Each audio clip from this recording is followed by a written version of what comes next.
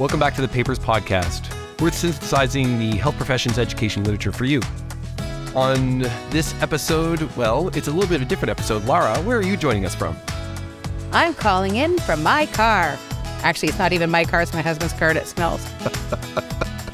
You know that this is the podcast and we're not doing carpool karaoke on this episode. Oh, that's disappointing, I just have to say. I was ready. Linda, how are you doing? I'm doing just fine. Still sitting in the middle of winter here. Now, Jason, you have a paper for us. What are you going to talk to us about today? I'm going to talk about your hat, John. Okay, so everybody, we're on Zoom as well, but John's rocking like the U2's Edge kind of hat, and Lara's in Crappy Car Studio. So this is a really interesting setup we have going here. So come a long way. So I've been told many times that I have a face for radio, and that's why I have the two. The honest answer is I'm home from hockey, which is a very Canadian kind of a thing to say. But you'll be quite pleased that you can only listen to me. You don't have to smell me, and you only have to kind of partially see me. So I apologize for 2 out of the 3 senses. And every working parent right now will understand that the car is the only quiet place left in my house. It's like being able to pee alone. The only thing is, Lara, maybe the quiet place, but you have hockey kids, so it's probably not exactly the least smelly place. Could have made better choices there, yeah. All right, so on that note, okay, everybody, the topic is assessment. And if ancient medical educator, maybe someone from Rome, Greece, ancient China, India, has a time machine and comes forward and meets you as a medical education guru and says, why do you guys do all these assessments? What would you say? Lara, Linda, John, why do we do all of this elaborate assessment systems? What's the purpose of assessment to you? I would say to that person that the purpose behind all of our assessments has got to do with our social contract back to the population, that we need to provide, train, prepare clinicians to be as competent as possible so that when they lay hands on our populations, on our patients, that we can say with confidence they will help you and not hurt you. There you go. Linda? Absolutely. I'm not even going to add anything to that. It's good patient safety, patient care, and health of population. John, there's a lot of big words in what the two of them just said. Do you have another answer? I think that we like to say that. I think actually our practices are probably not as safe and as invested in maintaining that social contract, because there's lots of expenses with these assessments associated and downloaded to Learner. I think we do them because we always have done them and we've followed certain patterns. I am convinced that there's many other ways that we can maintain that social contract. What is a better value proposition to me around assessment is the educational effect. Knowing in my own personal life and the lives of my kids, and certainly what I see in my learners, the preparation and the preparatory work in anticipation of an assessment, particularly when it's high stakes or even medium stakes, is such that it puts guardrails or structure around the learning so that individuals prepare and ensure that they have a true comprehension and knowledge and retention of material. So I'm more drawn to the lever that assessment offers us in terms of the educational or preparatory effect, rather than the ensuring that a standard has been achieved, because we select from the best of the best. And these individuals, they typically do very, very well. Okay, you're making our colleagues twitchy. Now they want to jump back in. So I've heard assessment of learning and assessment for learning. Linda, then Lara, you want to rebuttal? So John, I think what I heard you say was assessment drives learning. And just to put it in small words that most people can understand, I would ask, I wonder if you asked Hippocrates or Galen or any of those Greeks or Romans or Indian or whoever, ancient physicians or clinical teachers, what they would say. I bet that they would go for we want to make good doctors to take care of good patients, to take good care of patients, rather than assessment drives learning. All right, Lara, last word on this. I just want to say that you asked me what I thought we would tell them, like what the narrative is of our domain. It doesn't mean that I agree with it. So I'll just foreshadow there. Not standing beside it's not it. Okay. backtracking. So you that's agree with me. foreshadowing. I like this week. We're in a roll. It's the car. It's the hypoxia of the car is making her. It's the vinyl. Yeah. Okay, so let me set up this paper. So this is a paper that made me really question why we do assessments. I think that this is a landmark paper, and I think I'm going to try and convince you all that you agree. So it's why do we do assessments? Why do we go to all the trouble to develop criteria, assessment policies, procedures, buy software, do faculty development, trainee reminders, faculty cajoling, faculty threats, collation schemes, competence committees, and reports, like all that huge operation that is assessment.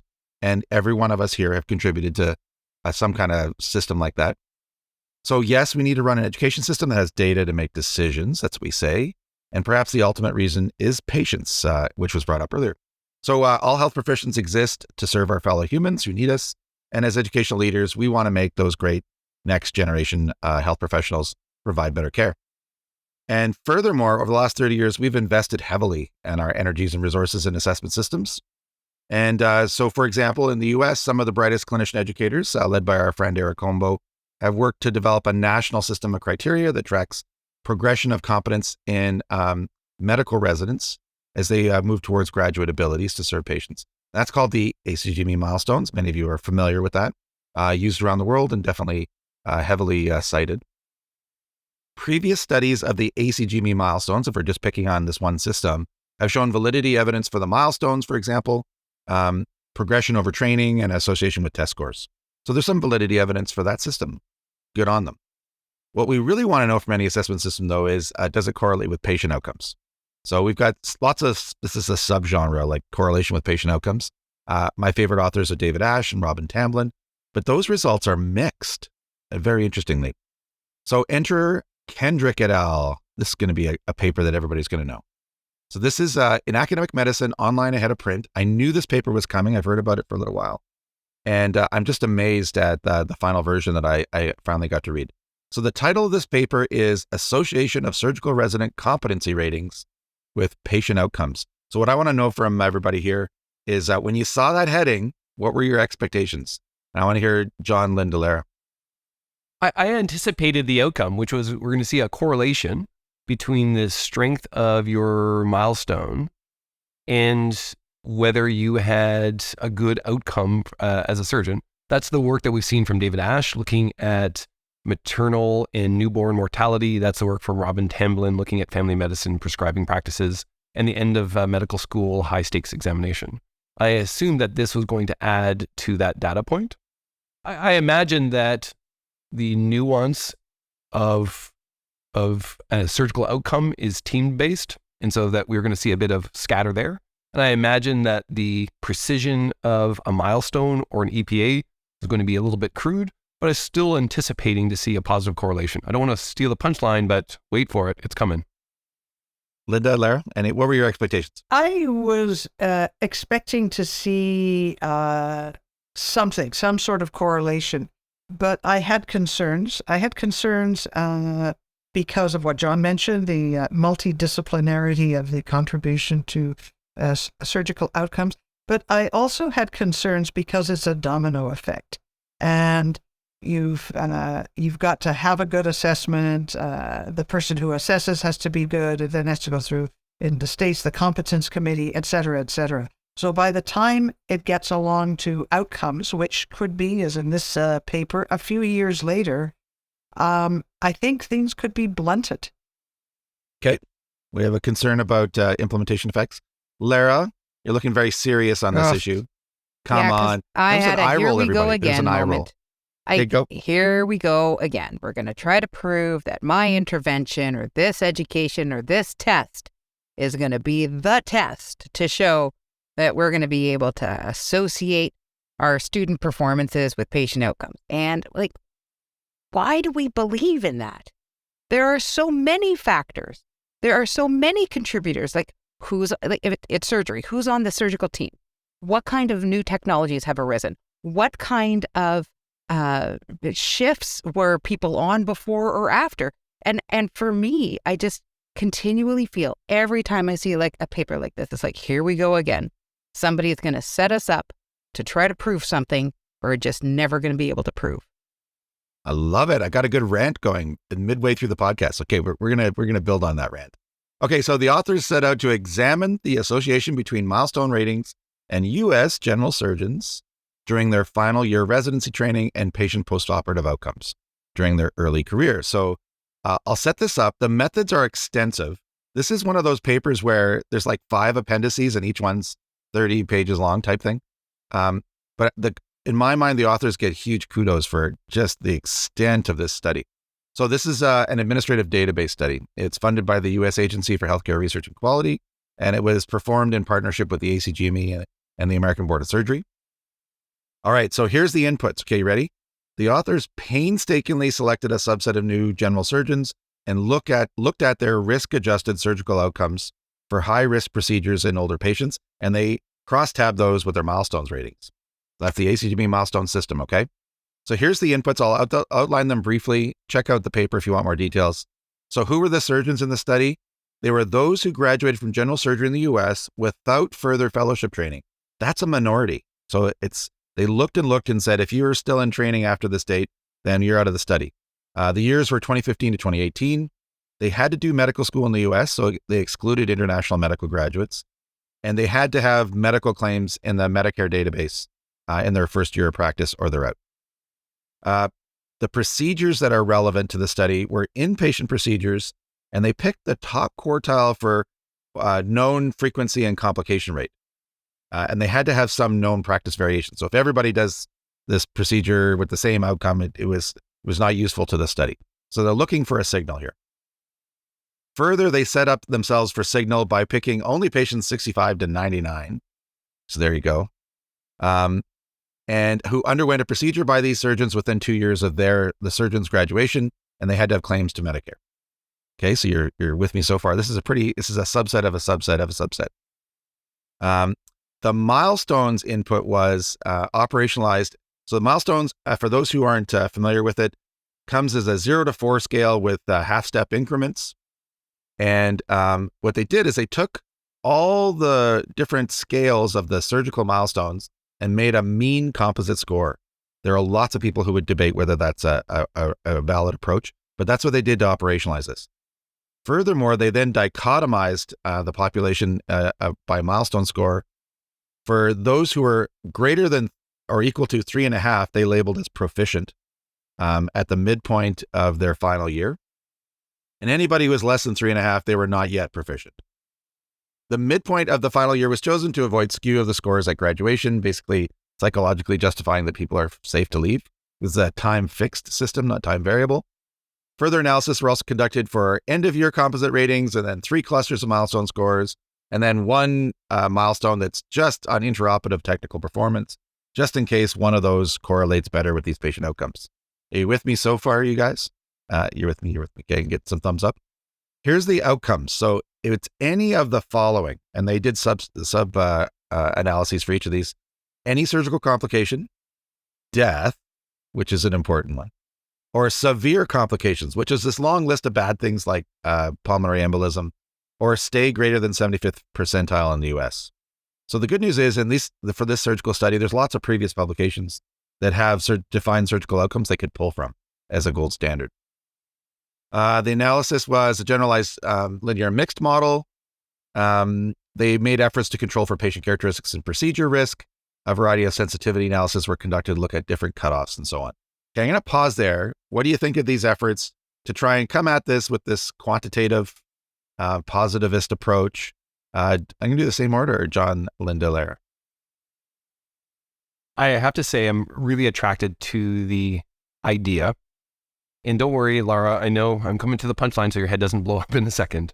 I'm attracted to the idea. They try to very much find a population in which they're going to see signal, and that's why they're choosing this elder population.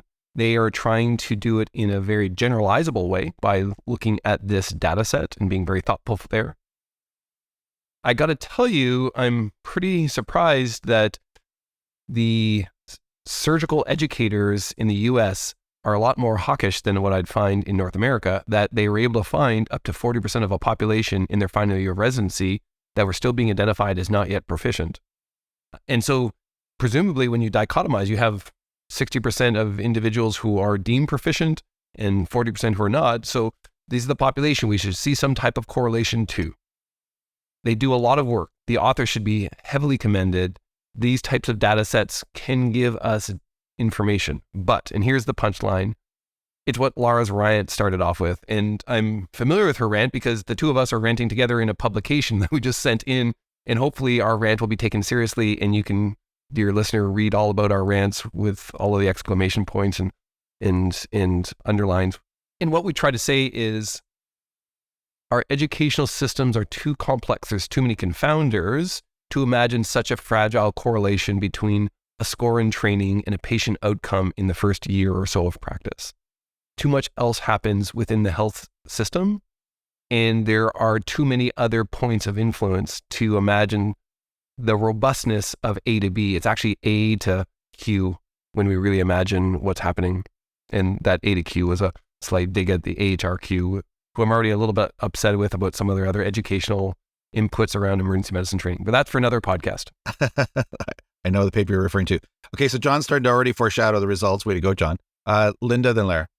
So I'll agree with John. I won't say very much except to say, as I said before, it's a domino effect, but it's not only A to Q, it's almost as if there was, I don't know, Russian alphabet and Japanese alphabet in parallel and also influencing.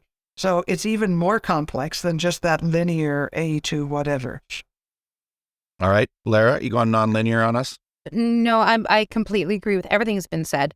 I won't make additional comments. I think the methods, since as we're talking about, are clear, they're well developed, they're articulate. If I believed in the premise, then these would be the methods I'd use. But there's my issue. I don't believe in the premise. The only thing I'll then just sort of flag as a little thought to put out there, there are 17 authors on this paper. Uh-huh. Is that a problem? 17's a lot of authors on a paper. You know, big papers. Big papers. Big stuff.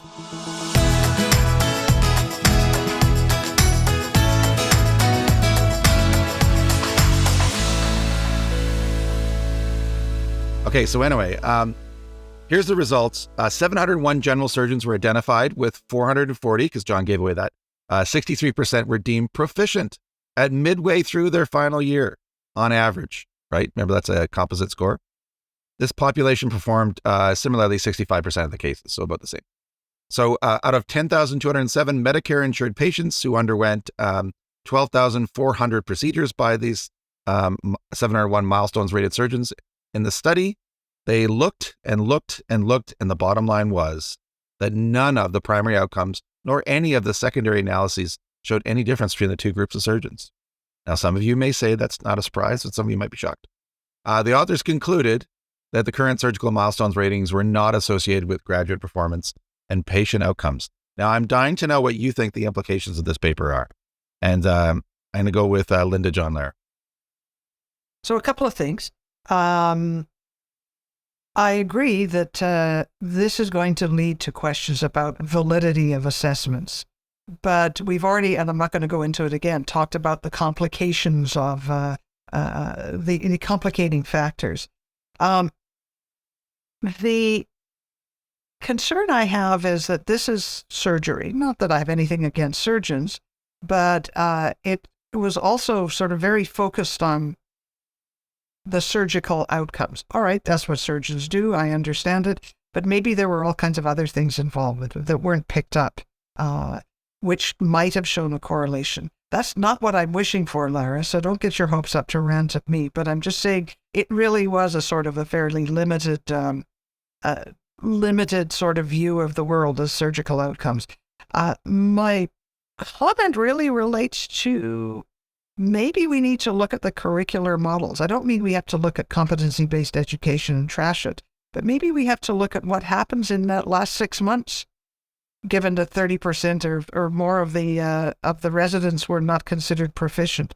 And maybe they need, as we have in Canada, to have a true transition to practice where all of those things that might make a difference when people go into practice can be imbued into the very senior residents. All right, John? I want to start with something I'm really impressed by this paper. I think it speaks to the educational researchers who listen to the paper's podcast. Jason, you kind of foreshadowed this a little bit, that we don't often see a large data set or database type of study. And I think there is value in having them. I think we should think about how we can start to build them at national or even multi-site ways so that we can start to pool our data. One of the real challenges that we've had around EPA data in Canada is that the information is not freely shared. And so there's colleagues here at McMaster and others across the country that are looking at ways of building these large data sets, not as a way of looking at the individual, but as a way of looking at the program, at looking at specialties and understanding how we might start to think about what are the system level signals that are important to us as educators. And so I think these large data sets are really, we don't need to be scared of them. We probably need to understand and learn new methodologies. There's lots around how we need to be thoughtful around the administration, the access, and the usage of these aggregated data sets. So this is a great example of a paper that's using methodologies not typically found in the education scholarship, but translating it to here. And I think we should continue to pursue these. The challenge, I guess, really comes back to before, which is, do we then say, hey, the conclusions find that our current assessment system of direct observation using an EPA type model is not differentiating practice in post-training. And so should we go back to the drawing board? I don't find the data here compelling for us to throw up our hands and say we need to start over again. And I'm going to try a different metaphor than my alphabet metaphor from before that might translate better for clinicians, which is the idea of survivability in cardiac arrest. When I first started practice, we used to say, hey, if we give you this drug, will you be neurologically intact after you have a cardiac arrest? And the answer is there's no drugs that show that, full stop. Because there's such a number of confounding issues or things that must be done in conjunction with administration of a single drug to see successful neurologically intact survival from cardiac arrest. And so in the cardiac arrest literature and the resuscitation literature, they talk about all these links in the chain of survival. And I think that is where we start to need to think about our educational inputs, our interventions, or in this case, our so-called drug, this assessment, this direct observation assessment instrument. It's only one piece of understanding the competence of an individual, and the competence of an individual is only one piece in terms of the patient outcomes that we see. And so we should not look for these simplistic one-to-one correlations using a regression linear model, because there's so many confounders that we need to consider. And much like we don't say, hey, drugs don't work in cardiac arrest, let's throw the baby out with the bathwater, at the same time, we should not say our direct observation assessments have no validity or no utility in our educational systems, because there are all these links that need to be considered. Love it. Thanks, John. So, Linda's domino effect, your links. It's the Epstein criteria revisited. Lara, what's your take on the bottom line? Well, first and foremost, I have to back up everything that my colleagues have said. I agree with all of it. So I'm not going to repeat it, except just underscore, bold, and italicize it to say yes. Here's the thing. One of the things I really want to make sure that we hear today, milestones and measurement and assessments are important. We need to do this kind of work because measuring readiness for unsupervised practice is a good and laudable and important goal. So we need to engage in that work. We need to be saying, at this point in time, we see this person demonstrating skills A, B, C, D, and E, and because of that, we say they're ready for unsupervised practice. That's important.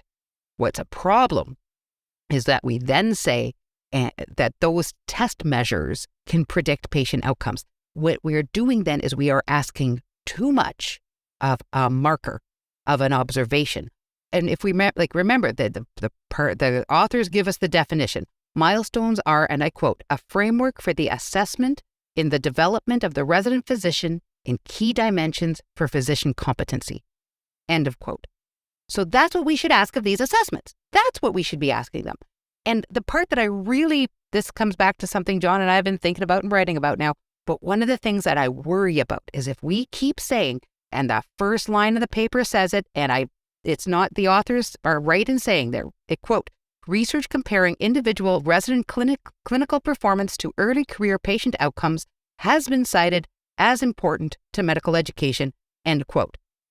That's what we have to stop. We must stop that, because if we tie the value of our educational efforts to patient outcome, we're never going to make it. And what happens when you never achieve goal? You cease to be relevant. You are no longer important. You have nothing to contribute. You just stop it. Stop doing it right now. Stop. What I hear is that you like the paper. That's good. That's what I took from that. Methodologically, it's great. Methodologically, it's fantastic. I think there's people I know well and that I think the world of are on the author team. But the premise, enough. Fantastic. So there's this huge debate about outcomes underway right now. In fact, the ACGME just hosted a pre-conference in the U.S. all about a summit about outcomes. And this research was one of the papers presented. I have a couple of pearls to present you, but Linda wants to jump in. Two other things that haven't been mentioned. One, I'm actually glad that there was no correlation with outcomes for a reason that hasn't been mentioned, but is important, particularly in the U.S., and that is the medical legal things. I mean, what would happen if somebody had an error and they look back and said, well, your milestones weren't very good anyway, or vice versa. Oh, the defense would say, look, they have perfect milestones. That could be a problem. Not in every particular context, but I think particularly in a litigious context, like in some countries. And the second question I have back to you, Jason, goes back to what you said at the beginning. How would Hippocrates decide whether one of his learners was ready for independent practice? Yeah, my understanding is they said, your robes look good. You're ready. Off you go. I like the cut of your jib. So listen, the authors suggest a few hypotheses for their outcomes, and I just want to mention those on our exit here. They said, hey, maybe this is just measurement error, like that's just it's garbage in, garbage out. And apropos to that, maybe it's really interpretation of these criteria and guidelines that we so painstakingly write as nations and societies. Or maybe it's just like program interpretation or way they execute it on the ground. And maybe the one that Linda mentioned, maybe it's because the criteria are really criteria to perform well in residency and they're not criteria for graduation. And what's needed is a transition to practice and different criteria. So those are all their hypotheses. Here's my couple of papers pearls to take home for you, everybody. One is this is an administrative database study. And as John said, I hate to agree with him, but this is an emerging genre of HPE methods, and maybe we should be using them more often to ask questions and maybe just to inform our field. And the other big one is, as we've debated here, there are a number of hypotheses generated by this study. Lara is really questioning whether or not that premise is really the right approach, but it certainly can make all of us think about where upon links of a chain could this premise be breaking down. So you ready for voting, everybody? By the way, Lara, you keep opening your door and closing. Is that to let the raccoons out? Or no, so I can get some air. I can't breathe. So Crappy Car Studios needs to work on its air circulation. I see. Okay, right. Very fair enough. Okay, so I just want to remind everybody our extremely valid and highly correlated with patient outcome voting system. The first is on methodology, and the second is on article impact or utility, evidence, validity, other good, important, chewy, delicious words. Okay, so let's do the methodology one. We're going to go John, Linda, Lara. And I want to know about methodology. Is this good? Remember, the scale's 1 to 5. It's very much like milestones. It's proficient if it's above 3.5. John?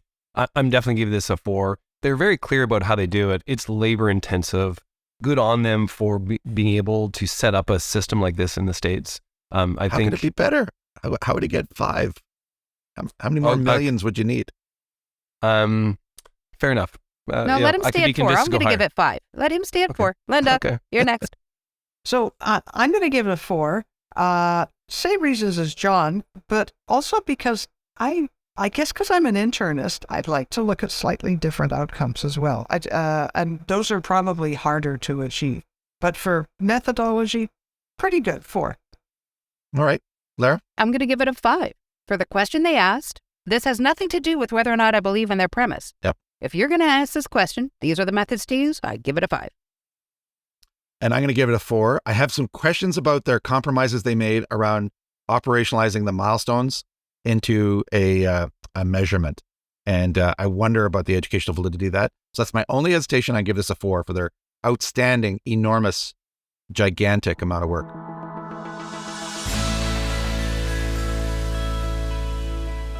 Okay, so now for the really big question is how important is this landmark article? Excuse me, Lara's I would say that was more sighing than and implicit eye-rolling. bias. Explicit bias, No. exactly. Lara, would you like to lead us off then, Linda John? Sure. So, dear listeners, you have to know they had an intervention before we recorded, and I'm not allowed to give 0.5s anymore. So I'm going to give it a 2 number after the decimal. No, my problem is this. If this paper does what I hope it, if it's received the way I hope it is, I want to give it a 5, because then we'll say enough already. The goal is not to link what we do to patient outcomes. It's not feasible. It's not achievable. Stop it, and then we do. If that's what this paper achieves, it's a 5. My fear is that somebody's going to see this as a drop of the gauntlet, a challenge, and they're going to spend years and careers and thousands of dollars of grant money trying to prove this paper wrong. And if that's what happens, it's a 1. So I'm giving it 2 numbers, a 5 and a 1. Deal with that. The average is 3. Excellent. Great. I'm going to give it a 3. I was going to give it a 2 for the reasons that Lara suggested, but it gets 1 extra point from me because of the discussion we've had, and because I think it brings out the very clearly the complexity of trying to answer this question, either in this way or any other way. So I think because it makes people think, yeah, it's not just a one-step thing and a one-stop shopping. All right, thank you.